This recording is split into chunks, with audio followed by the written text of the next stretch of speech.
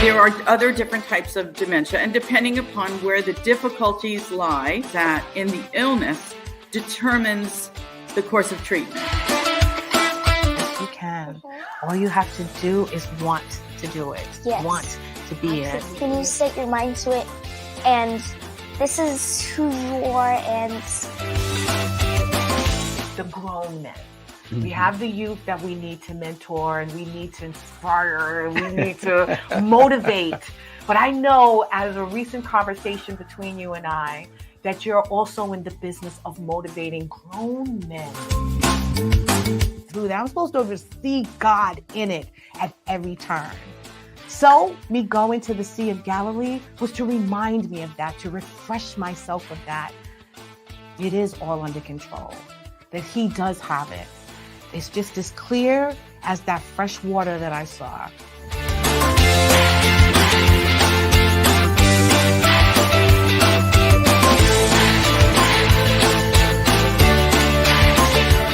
You're Our Unity, hosted by LaShawn Walker, Tuesday nights, 6 p.m. PST. Welcome, everyone, to Your Our Unity, a show that wishes to spread a spirit of peace and love in the world, one conversation at a time. We want to encourage you to invest in your future. I want you to go out there and just add valuable assets and valuable just beauty to your life, and so that you can gain a wealth of intangible value in your life in the future. I kind of bogged that up, but I'm going to tell you all about it later. I am your host, LaShawn Walker. I'd like to welcome you in. Please like, share, and follow. Let everyone know that we are on right now. Please tag a friend. I hope you guys had a wonderful week. I hope you got out and voted like I asked you, as well as my guest Celine last week asked you to go out there and get a vote in, stand up for something, voice your opinion. And I hope that when you voted, that the candidate that you voted for actually won. I'm quite happy about how everything turned out in my community, and I'll be working closely for the next election, looking forward to it actually, so I can vote those people that we so desperately need in our communities in. So I hope that you had a beautiful start to the week. It's been a little chilly outside. I have been staying warm, I will admit. I've been working from home, thank God, and taking advantage of just the vacation days that I have available and getting a lot of things done. As you know, I've been decluttering. I've been spending a lot of time just cleaning up my immediate space. So I hope that you took the advice of Celine and I last week and got a little decluttering done in your life as well. Get rid of those items that you no longer need, or reorganize a few things in your household. It is so very important that we bring space and we bring light and serenity into our life. You know, Celine's birthday was last week. She came on the show to co-host with me, and the very next day was her birthday. So again, I celebrated with my queen, Celine, and the wonderful people at the Guggen Cafe. She had her community come out. I spent some time with these young ladies playing cards, and she was actually interviewed on the #1 college station in, I guess, the state, which is WHBC. I'm sorry, it is the nation, the #1 college station in the nation, 90.3 WHPC. It was amazing. A lot of people came out, they celebrated her. They're looking forward to all that she's about to accomplish at the Nationals, at National American Miss in a couple of weeks. So we were very happy, all of us, very happy to be there for her. But we also was there to celebrate a milestone moment, which was for the Caribbean Mixed Show on WHPC, which is hosted by Marjorie and Kednar. So we was there with them as well, in their 11-year anniversary. It was so ironic how Celine turned 11, and we was actually celebrating their 11th year on the air. So my guest, Marjorie, is the host of this amazing station. I just want to congratulate her and all of her endeavors and everything that her and Kednar have accomplished with this radio station, and being #1 in the nation. I think that is actually amazing. What I loved about this event really in whole was the community that came together, and everything that they're doing in the community, how they're pouring into the community, how they're providing such valuable resources to their community. I'm also so impressed with how Celine's mom just pours so much into her and is showing her that she can accomplish all of her dreams and her goals, and how she also puts her in the forefront of everything, as well as her son, Stefan. But for Celine, I think she's showing her that path to excellence and greatness, and she's actually sacrificing so much herself to do it. She's pouring also a lot of funds into her career and everything that she's embarking on right now. National American Miss ain't cheap, but the fact is that she's doing it for a reason. She wants her daughter to have opportunities that so many doors will open up for her, and that she'll be able to just start her own business, not the fact that she's already the founder of her own nonprofit, but later on in life, she can start so many more businesses and also help other people along the way. And so that's what I saw in that room on that day. It was community, it was family, it was people who wanted more for not just themselves, but for their family and community. They wanted us all to be whole. The people that spoke, and although I didn't understand a lot because it was in Creole, but the stories that I'm sure that was told, and the tools and resources and the information that is available to this community, I'm sure was shared as well. And it is important that we support these local organizations like Mirror Empowerment and like the organization that Marjorie is also a part of, so that we can continue to help our communities thrive. So that's what it is about. It's about, giving our communities everything that they need in order for them to be the best, for us to serve in any capacity that we can, but more importantly, for us to invest in our communities, invest in ourselves, give ourselves the education and the information necessary in order for us to be financially sound, in order for our children also to have that security in the future. We don't have the generational wealth. Certain communities don't have generational wealth the way they should. It's a huge disparity. So we are going to speak about that today. We're going to speak about what it's like to invest in your future. And that is the title of the show, Invest in Your Future. And we're going to be speaking with Marjorie Dejour Morales.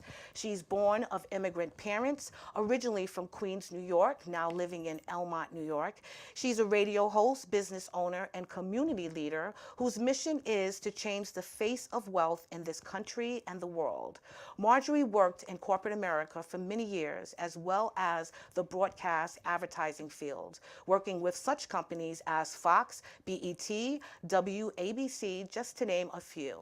She has held various positions in which she supervised and developed people in the workplace through education, mentoring, advisement, and consulting. With her passion for helping people, she assisted in establishing several nonprofits and is currently on the board of a nonprofit foundation building schools and free education for underprivileged kids in Haiti. In 2009, she became a business owner and entrepreneur, forming her own consulting firm, working with small businesses, nonprofits, and many members of the music industry. Her greatest business accomplishment is being co-founder and CEO of United Planning Solutions Incorporated, along with her business partners in 2017, and subsequently with World Financial Group as a director for 8 years. Ms. Dejour has received many awards and citations from the community organizations and Nassau County in her current role. Her passion for music has not stopped. Since 2013, she has been co-hosting the only Caribbean show on Nassau Community College 90.3 WHPC, the award-winning #1 college radio station in the U.S. Oops, I said it. Currently, she is helping many families repair their credit, purchase their first home, set up retirement plans, protect their families, and create legacies for their future generations. So please help me welcome the beautiful Marjorie Dejour. How are you? Thank you, LaShawn. Wow, that was some intro, huh? Yes, yes. Wow. This is all Yeah. of who you are and all that you've accomplished thus far, because it's so much more, I'm sure, that you're embarking on. So yeah, it is so great indeed. to have you here. It's so great to be here. Thank you for having me on your show. And I love what you do. I love the passion.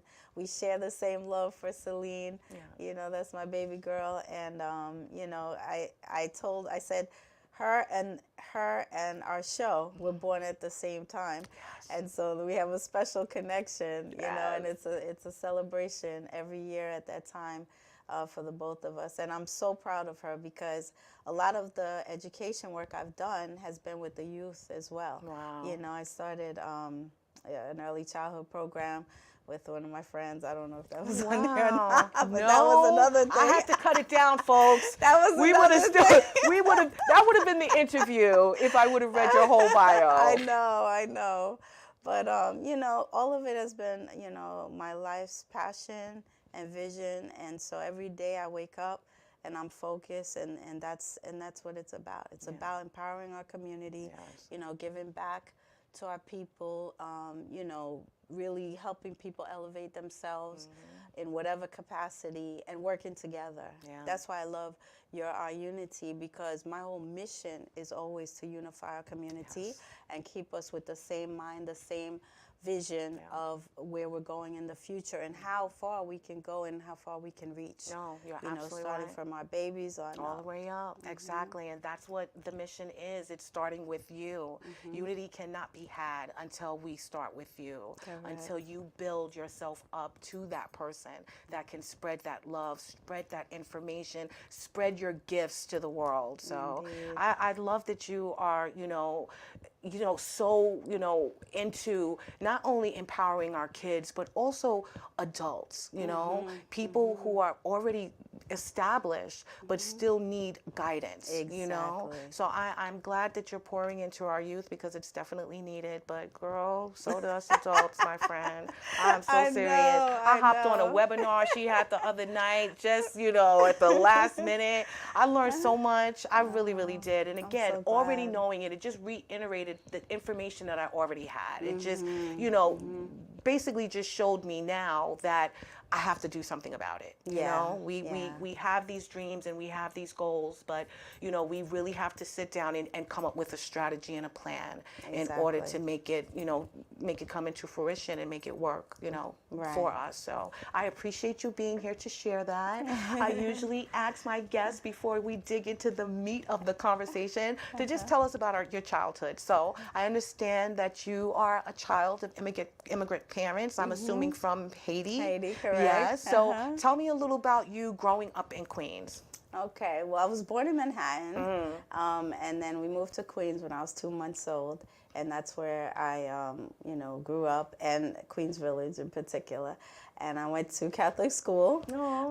Big thing in the Haitian community, education is everything, and I think that's probably why it's so ingrained in me, in terms of the education in whatever capacity. But I went off to college. I went to Hofstra, got my degree,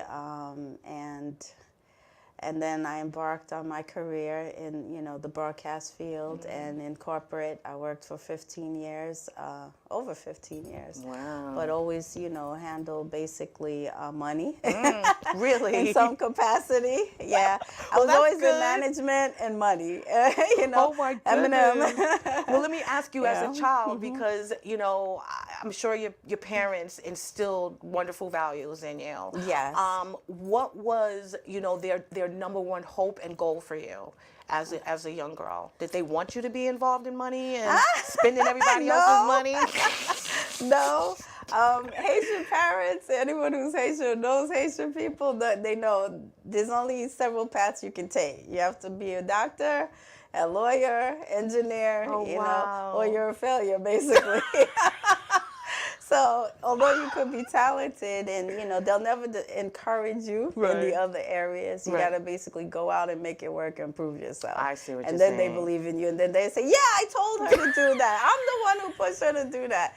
All Haitian parents did the same, they'll tell you that. And even though they were the same one telling you, my what you God. quit, what you doing, you crazy, So leave that alone. basically you're saying you were a doctor for like 5-10 years before you realized that you were actually good with money and helping others sort of save and build on that money? I'm going to tell you how that journey happened. I actually was on the path for medicine. Really? I was. When I was in school, I went to Hillcrest High School. It was a specialized school, and I went into their pre-med program. Oh, wow. So I was actually headed on that path. And then when I got to college, but I always had a passion for psychology. Okay. I didn't want to do medicine per se, but I wanted to do psychology. I always loved people. I was always fascinated with advising people, looking into people's problems and helping them. And I was like a peer counselor for kids in my school. Okay. From like elementary school. Wow. Kids used to come to me with their problems, and I used to help them. And, I was always very mature for my age, so I always gave them like this wisdom that I don't know where it came from, but they would go and it would work, and they'd come back, then they bring friends, and I got referrals and everything. I hope you was getting paid, some candy or something. Yeah, sometimes I would. I'd get taken to lunch or get a pizza or something. Right.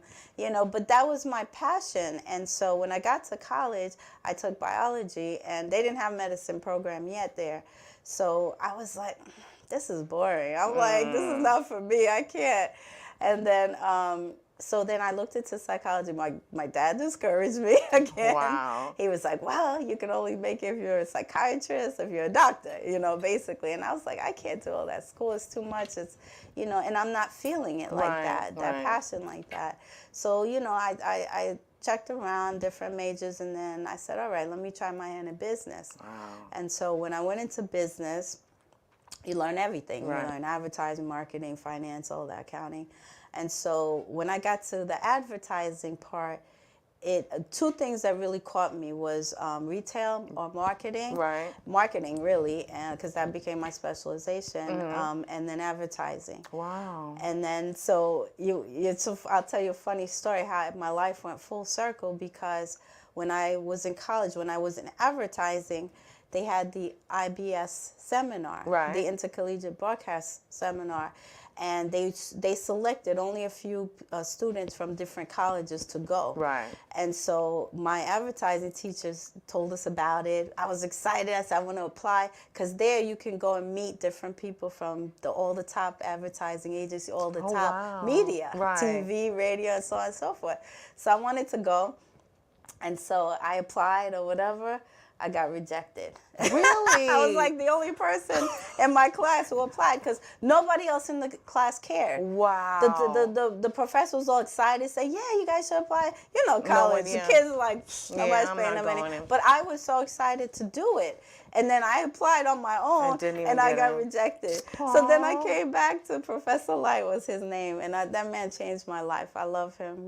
God bless him. God bless his soul. He said, well, I said, Professor Light, I applied. I was so excited, and then they didn't accept me. And then he said, well, let me see what you did. He said, maybe we could tweak it and make some changes. I could help you, and then we reapply.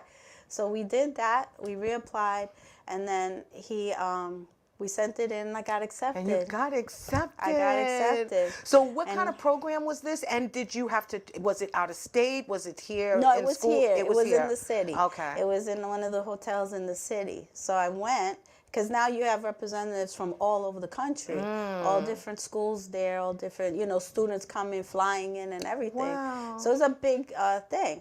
And so I get there, and he said, when you go, make sure you network. Make sure you meet people, you get cards, and so on, you network. So that's what I did. That's what you did. And so I networked, I interviewed. They did like little like speed interviews. You can leave your resume, you can give your cards. And I did with several of the different providers. Different providers, different stations and agencies.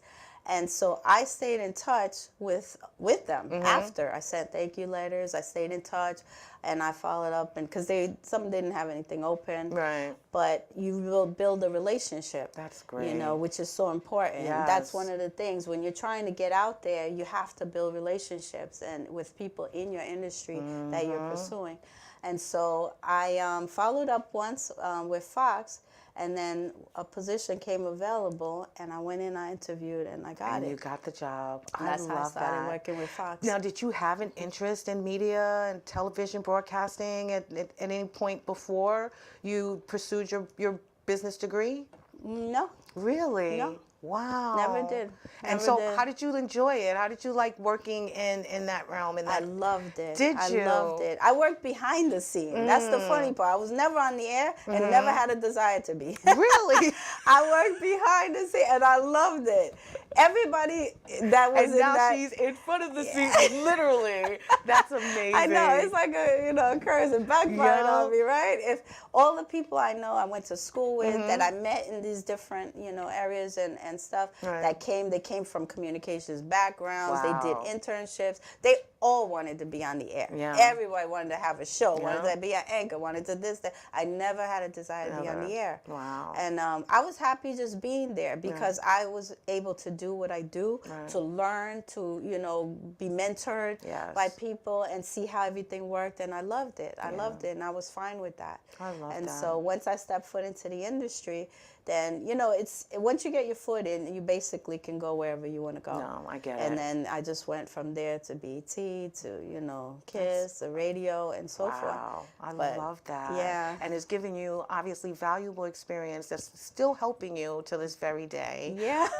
In addition to providing you with just, so many other doors and outlets that you can kind of penetrate, and which is what encouraged you to start working with the youth and building these educational programs. So tell me a little about that. How did you start becoming, involved in empowering the youth and being a mentor as you were earlier on? Well, the youth, I always had a passion for kids. I love kids. I always loved working with kids.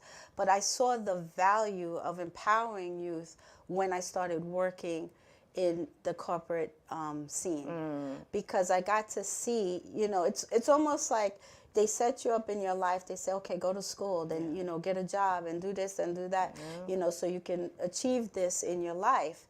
So I got to see the behind the scene of everything that happened. So now it's like you've been somewhere, like you've been to the promised land and you're coming back to tell people how it is and how to get there. And so that's what really pushed me to want to empower people so that they're not banging their heads, they tell you do this, do that, you gotta, send in resumes and all this and that, but there's really a path to get where you want to go, and some people never are really told and shown that how way. to get there. And that was my next question in terms of, your path. Did you have sort of those mentors, those people in place that were helping to guide you towards, your ultimate dream at the time? When I was in the industry, you mean? Not really. Really? Not really. You had to figure it out yourself. Yeah, I kind of, because I was a very observant person, I think that's the psychology side. Like I'm very observant, very in tune, and being mature, and I can discern things. So I kind of watched people, and I learned that way. I see. So I got to see through other people's experience what works, what doesn't work, what really is the right thing to do, the right path to take.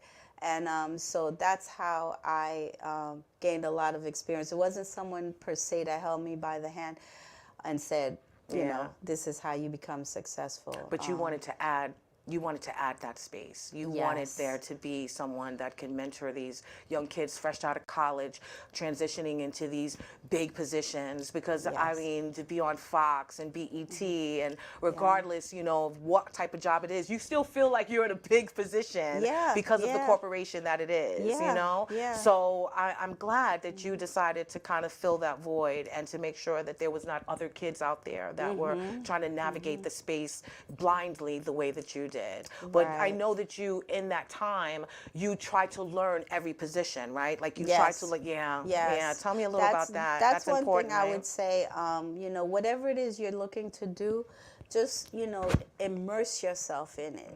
You know, even if you have to volunteer, even if you have to, you know, put yourself out there. Don't always have money on your mind. Because sometimes we're clouded by money. Well, I'm not going to do that if it's free. I'm not, why should I do that and this and that? Oh, no, they got to pay me.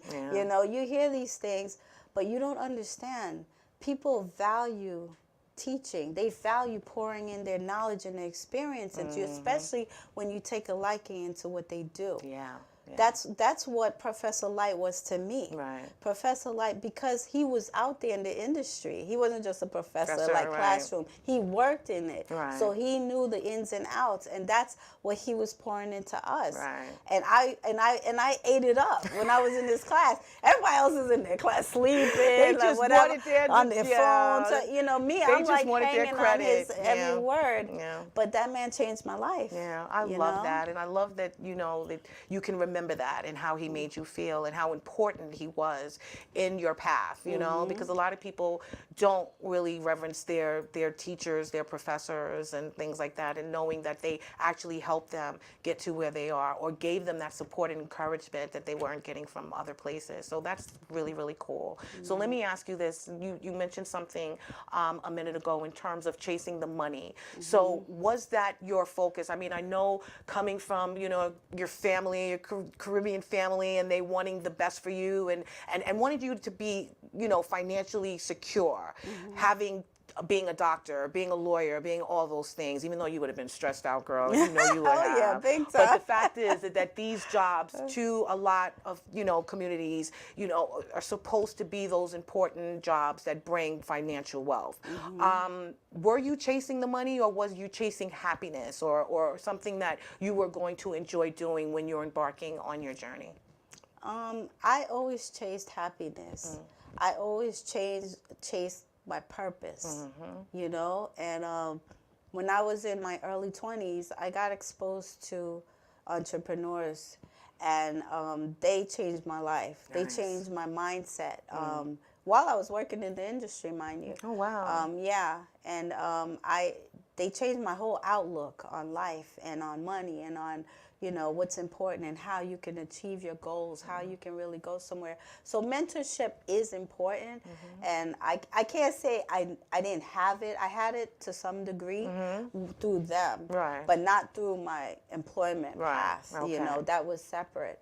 And so, you know, it helped me to put everything in perspective and see, okay, there's a value to everything we do, whether it's a learning experience, being able to empower other people, you know, making a difference in our community. Whatever it is, there's a value. So you take it for what the value is, and then, you know, now you're able to go now take that and then give back to other people. And that's how I always looked at it. I always felt if you do the right thing, the money will always follow. Because there's not a shortage of money out there. But if you do the right thing, you serve people, the money will always come.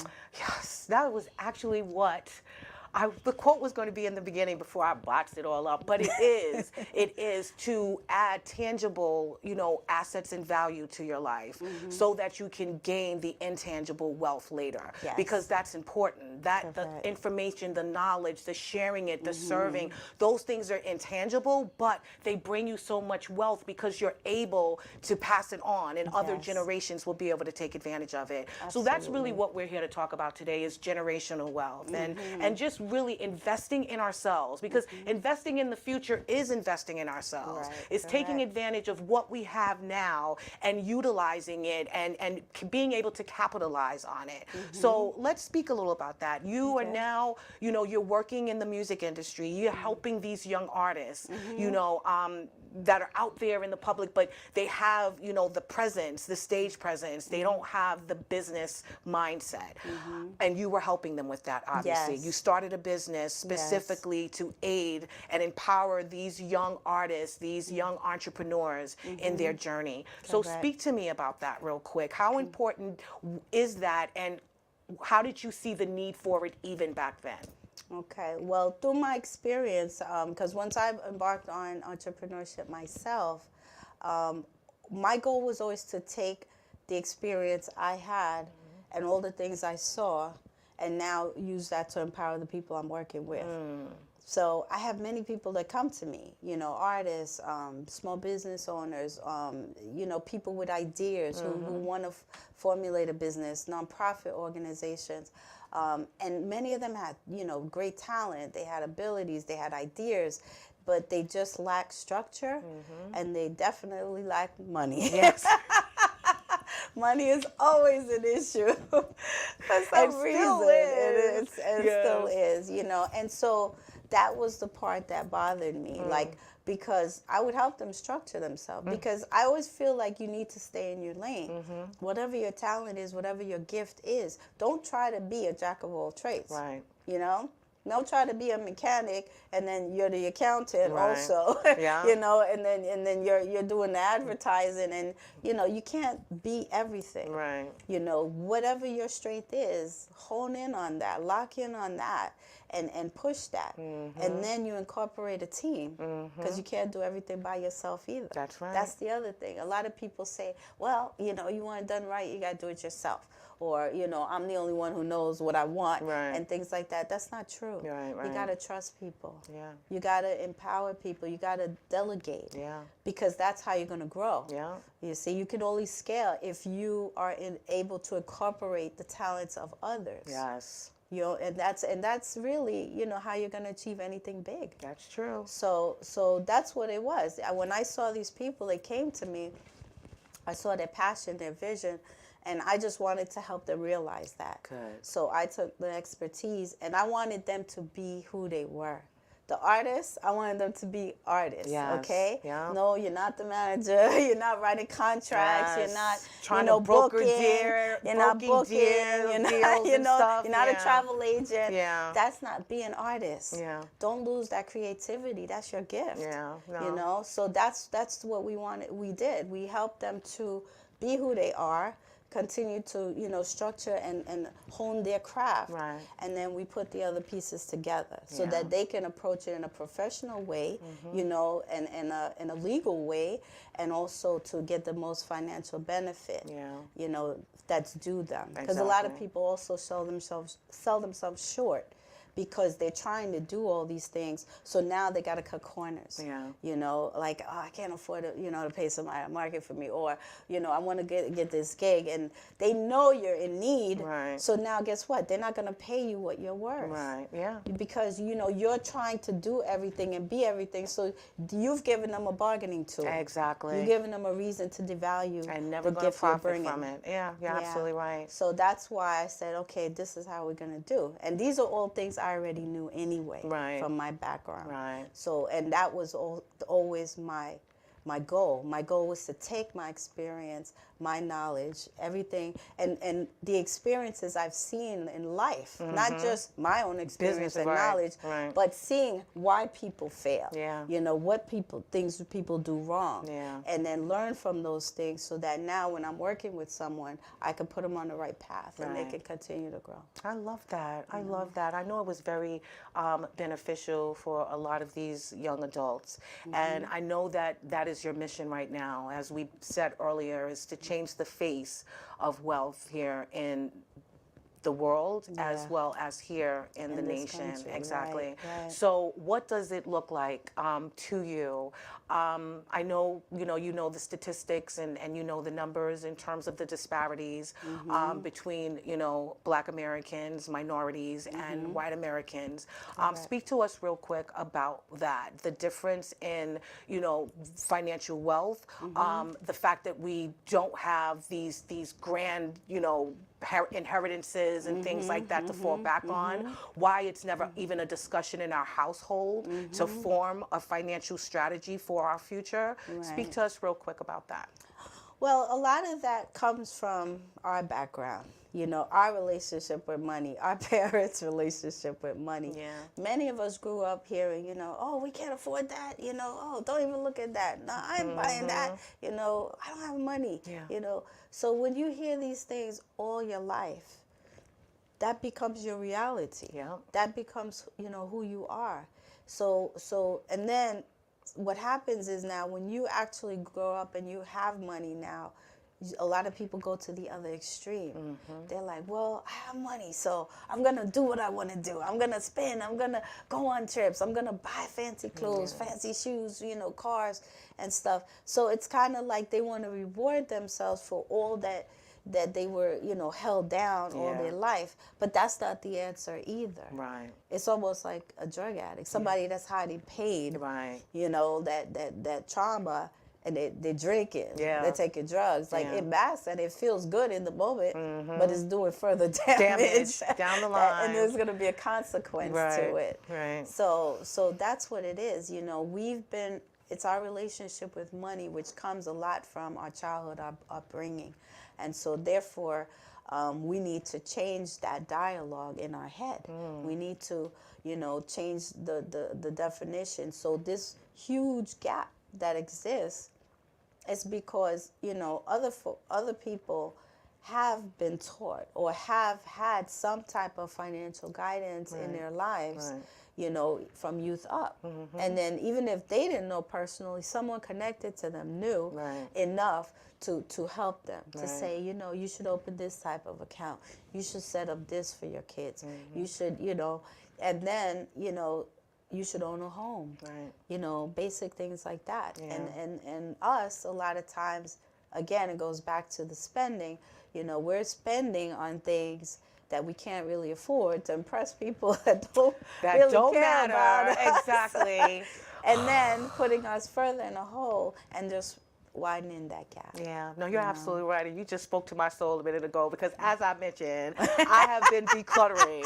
And upon my decluttering, folks, I have found that, I've wasted so much money on stuff that I don't necessarily need. And then now trying to find a way to either donate it or sell it. Or how about using that money that, I caught a sale or a deal or I just had to have it because it's the last one. And all of these things. All of that is psychological. It's psychological. Advertising is psychological. Yes. Not to cut you off, but that was the other thing that intrigued me so much, because when I was in marketing and I was studying advertising, all of that is psychological. Yes, like an addict. So you said it. Everything is psychological. They play into your psyche. Yes. That's why, you're seeing advertisements for food all day long, especially in the middle of a game or whatever. So what's the first thing people want to do? Yeah, they want to go order pizza. They want to order wings. They want to, absolutely right. It's the same thing. You go online, you look at these shoes, and then guess what? Them shoes are in your face for the next, until you click buy. Thank you. And it's all emotional, it's all psychological. Yeah. So, we have to change that narrative in our head. We have to change it now where we pay ourselves first, okay? And then we educate ourselves as well. Good. As to what we should be doing. When you start to develop that habit, it's not a chore anymore. Right. It's not, it just becomes a way of life. You see, just like everything else. You start eating healthy, right? You start eating vegetarian or whatever, it becomes a way of life. Then you try to eat a piece of meat, you're going to get sick. You know, it's not gonna go well. Especially when you've programmed your mind and your thinking now to be more wise, you know? So I think that is important. How do we do that? How do we program ourselves? Because again, first, we're dealing with a couple of deficits already. The fact that we weren't taught how to manage the money, the fact that the money that our families probably had, they didn't manage it properly. So by the time it got to us, there was nothing left. In addition to, in the economy that we're in the fact that everything is so expensive. I'm worrying about my daughter never being able to really afford a home, you know, unless she's a billionaire. Right, you know what I mean? right, Like, right. how do we break ourselves out of those habits and also, you know, change our whole mindset and work towards, you know, changing that stigma? Well, that's a great question. I love it. The first thing we have to do, like I said, is change our mindset. Okay, and the second thing I have to say is we have to slow down. We have to stop and assess our life realistically. Okay, not what we want to think about it or what we want to, you know, to feel we're doing. Realistically. And sometimes it takes, you know, somebody else to show you the mirror so that you can really see the picture, okay? But I say slow down is because we never have time. Right. We're too busy, you know? Oh, I'm too busy. Oh, I don't have time. Even we have Zooms. We have free Zooms every month. We educate people on these things. It's free. It's an hour of your time. If you cannot invest an hour into your life, your future, the things that are going to impact generations to come, then I don't know what you can invest time in. Yeah. You see? I don't know what is important to you. Right. Yeah. Because when things happen in life, bad things, everything stops. Yes. Yeah. We don't have time, right? Yeah. But let somebody pass away today, right now. Yeah. Everything stops. Yeah. Let somebody go into the hospital with an emergency surgery. Everything stops. Let your kid call you at school. They have a problem. Everything stops. Right. Right. So the key is we have to plan and stop now so that we can plan before those things happen. Right. Right. Our problem is we are too reactive. We're always on the defensive, not on the offensive. Very true. So we have to put in the time, number one, to learn. Then we got to go to the right sources of where you can find true financial education. Right.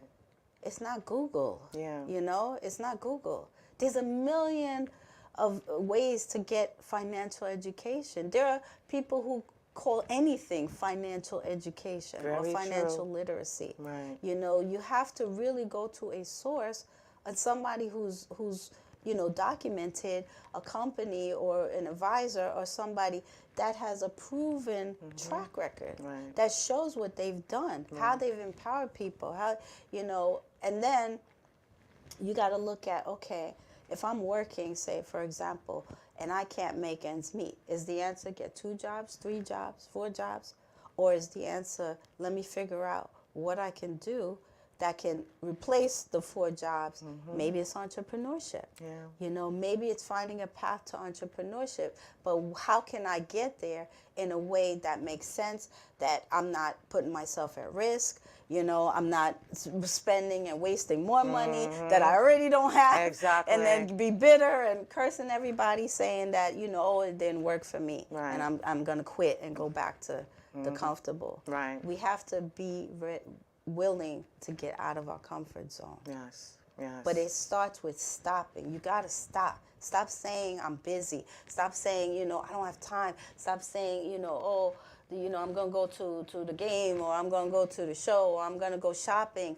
You know, take a little time for yourself. Study successful people. Yeah. That's not what they do. Yeah. You know, study wealthy people. Yeah. That's not what they do. If you want what wealthy people have, then you got to do what they do. and you got to be willing to make that sacrifice. Well, for those people who are skeptics, you know, because I come from a family, we like to hide the money under the mattress, you know. We don't trust investors, stockbrokers. We don't trust financial analysts, advisors. We don't trust anything other than our 401k and our pension. So how do you break people out of that mindset that there is information out there, that the education is for us and can be by us as well? Because I think that that's also the problem, and why people are resistant is because the people that are selling them this plan, this strategy doesn't look like them. You know what I mean? So tell me, how are you trying to infiltrate that area and make it to where it is accessible for those skeptics out there? Well, call me. The simple answer. Call me, okay? And I will show you how to navigate the way.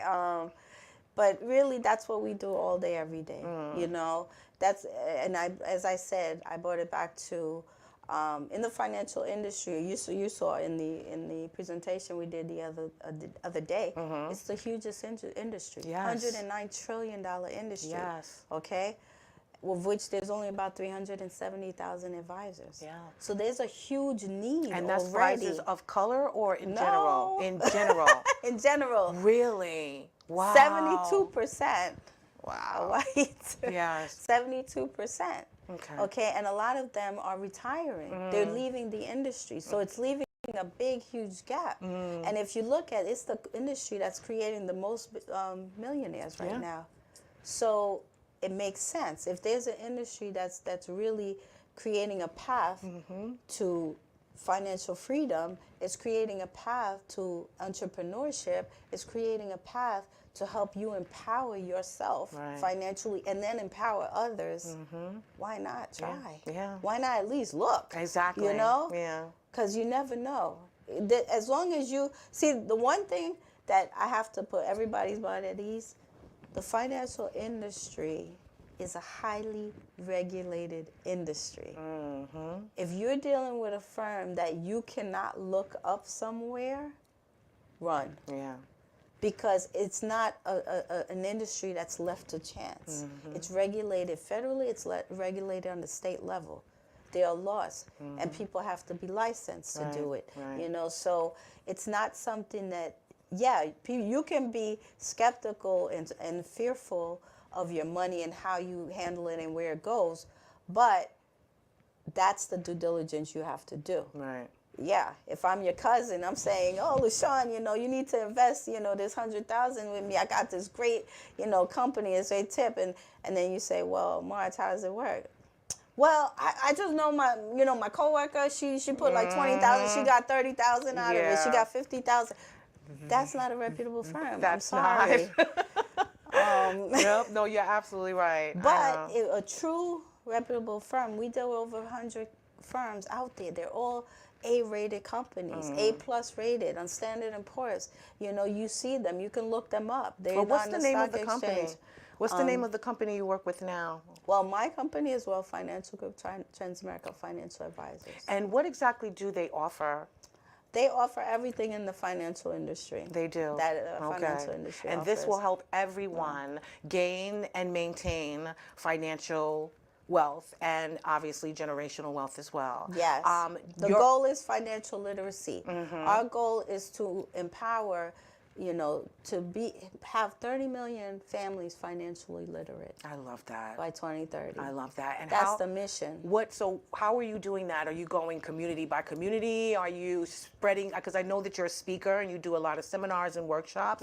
Are you in the schools? Are you in, okay, all right. Yes, all of the above. All right. I do presentations with schools. We work with, you know, faith-based groups. We work with organizations. We work with civic associations. You name it, we've done it. Well, we've done seminars all over New York City, Long Island, out of state. Wow. We just came back from Houston. You know, we had something in Atlanta. You know, we're nationwide, Canada, Puerto Rico. So, Nice. you know, that's what we do. It's a love that. mission and it's a crusade. Right. Why? Because of the economy, what you Yeah. mentioned before, because people don't have $500 for an emergency. Exactly. Because they're losing their jobs. We're in the holidays, supposed to be the happiest time. This is where Yes. people get laid Most off. stress, exactly. We just came out of a pandemic. Yeah. How many people lost their lives, lost their breadwinners, Yeah. you know, lost their health? Yeah. So all of these things are the things that we deal with and we prepare for, so you don't have to stop your life. Exactly. When something happens, you already have a plan that makes it work and navigates through it. I love that. Now, I know that time is winding down. Mm-hmm. Just real quick, something that you have on your heart about how important it is that we all, come up with a plan. Like you said, just stop. Mm-hmm. Yeah. Come up with that plan. Realize what your situation is, and then move on it. In a few seconds, go ahead and tell me what the importance of that is. The importance of it, it's critical. It's critical. It's all I can liken it to is the last, 3 years. We were in a pandemic. Everybody Let me stop was you. You in have a something on pandemic. your lip. I like to tell people. Oh, that. Yeah, go ahead. Sorry. Go ahead. Because we was just talking about that before. So just so Is you it know. okay? So go ahead. Okay. Yeah. Okay. Because she's looking beautiful You for know you we guys. live, so. That's right. So go I ahead. appreciate you. Thank Yeah. you. So we just came out of a pandemic, right? What did those 3 years look like? Yeah. All right? Think of everything. The loss of life, the loss of health, the loss of income. People lost their homes. Everything was disrupted. The world was disrupted. So the question is, how are you prepared to go forward? Yes. How are you prepared to tackle something like that again? Yeah. What did you learn from that? What did you lose? And what would you like to fix? Yes. So that's why I say stop. Yeah. Stop being too busy. Stop making excuses. That's the biggest issue our folks have. Yeah. We make excuses, and you cannot make a change if you're making excuses. Yeah, you have to do it. You have to do it now. Tell yourself, okay, this week, today, get it done. Get it done. You can make time to watch Netflix and At chill. another time. You can make time to go to dinner. You can make time to go, to all your kids' events, and which I don't say don't do it. But if you really love them, you're going to make time to plan their future. That's right. And it is important that we instill that into them as well. We didn't have it when we were growing, at least I didn't, and a lot of my peers did not. We didn't have family members telling us and showing us how to manage the money. It was just to go out there and make it, and that's it, and not how to maintain it. So I appreciate you sharing that with me. Yeah. So before we go, because you're also a radio host of the #1 radio station, college radio station in the U.S. I have to share that with your co-host, Kednar, the man. Stevens. Yes, they just celebrated, as she mentioned, 11 years. Tell us real quick in a few seconds, a few words on what it's like to work in that area now. Oh, I love it. I love it. I love it. I've always had the entertainment side of me, as you see, from my whole career. Yes. I've always had an entertainment side and a business side, and I have to have both because that's who I am. Yes. It's just me. So I worked with Kednar for the last 11 years. It's been amazing. Hosting the first Caribbean show on Nassau Community College, and it's been an honor and a pleasure, and it's a platform and a way for us to bring anything good to our community. We want it to be a voice. We want it to be an opportunity for anyone with an organization, a business, artists, anyone that's doing something great. To have a stage where they can talk about it, like yourself. Yes, You've been there I love too. that. Yes, I have been on the show as well with the beautiful Celine. No, it really is, and I love, though I can't understand a lot of it, but I love the music that you play, and I also love, like I said earlier in the show, the fact that the people that you are reaching and the people that you are highlighting are people in the community that are doing great work. Yes. So I love that, and I know that's the only prerequisite. Thank you. And I know that you're also part of an organization that helps out in Haiti as well. Tell us a little about that. Kednar Stevens Foundation. Okay. Kednar Stevens Foundation, named after my partner, who's from Arcaia, Haiti. And he went on a mission there back in 2015.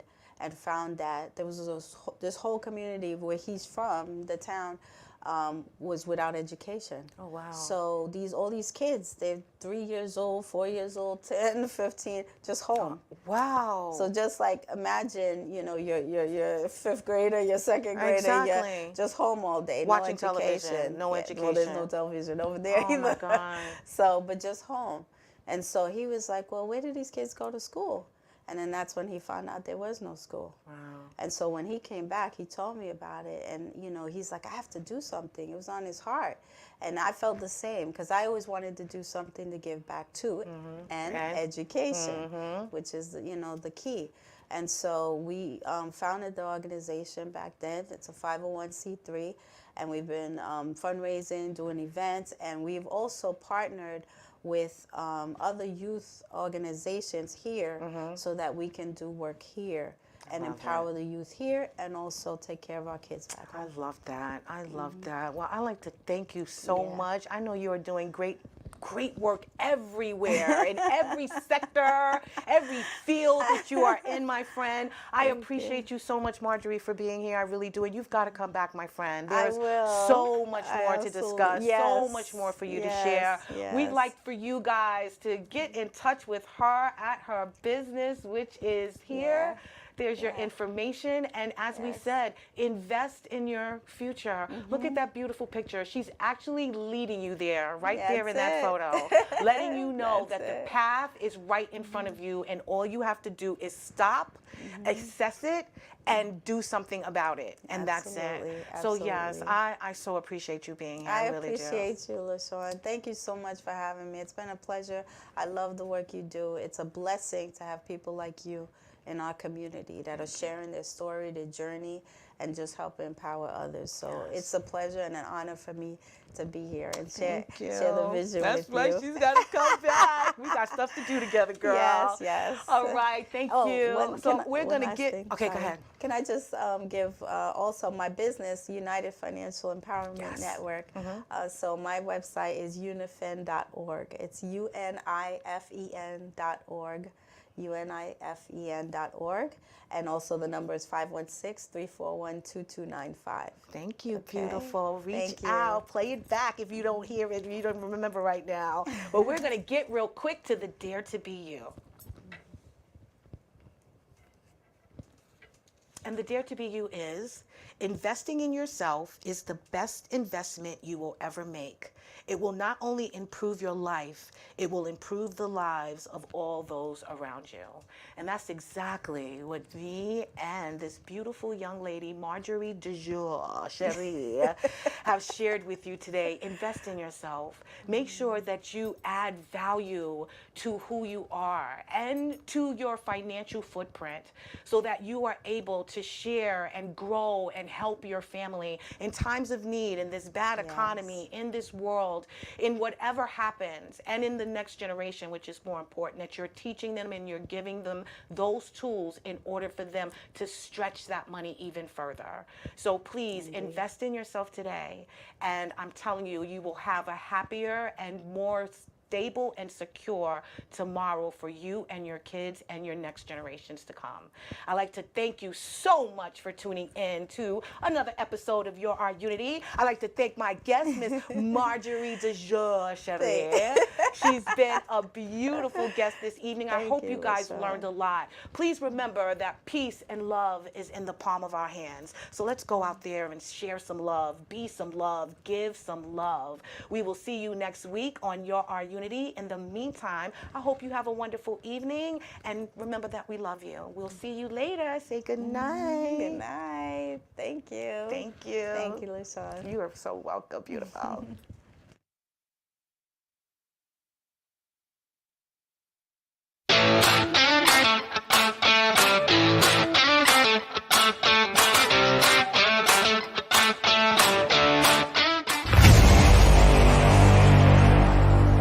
Strong Island Entertainment